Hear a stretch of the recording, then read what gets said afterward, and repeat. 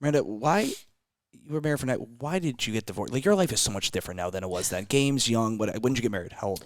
Oh, how old was I? Let's see, 24, Okay, 25, so that's 24. yeah, that's young. I think 24. Because you didn't have kids. That I don't know if that was maybe on your trajectory. What changed? Like, what? Talk to me about the change in you that that lots of life changes. Divorce, remarried, kids, all relatively quick. Yeah. So Tyson's fantastic. He's one of the kindest human beings on planet Earth. I don't know if you've ever met him, I haven't. but he's great.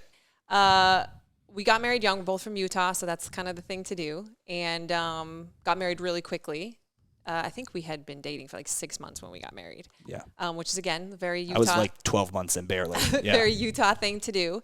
And we owned the gym together too. So it was another situation where we were working together. It's just kind of been my thing, I guess. But I was so busy, like you mentioned before, like I was gone every single weekend for 8 years. He was on the seminar staff for a little while also, and sometimes we were together, but not often. And then he started working full-time for CrossFit. We moved to California, and he worked constantly. He was at work 12 hours a day at CrossFit, and I was gone every single weekend when he wasn't working. And we just got along awesome, like totally fine. But it was more of like a friend thing, I think, kind of like what you've talked about before.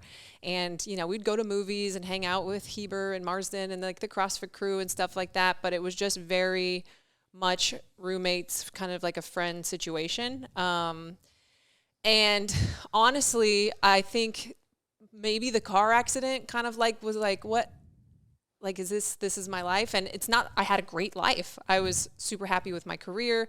I had a great person who would have never like hurt me or anything like that. But I think wanted a little bit more out of it. And so it was definitely me that pursued us separating and everything. And the reason that we never had kids is because both of us, actually, he would agree with this too, we just weren't sure that we were going to, like almost couldn't see it. And I think that was maybe a little bit of a sign as well that it just wasn't the right relationship for that. And then, yeah, I mean, I had decided I wasn't going to compete anymore, was trying to figure out where am I going to go next, super passionate about fitness still.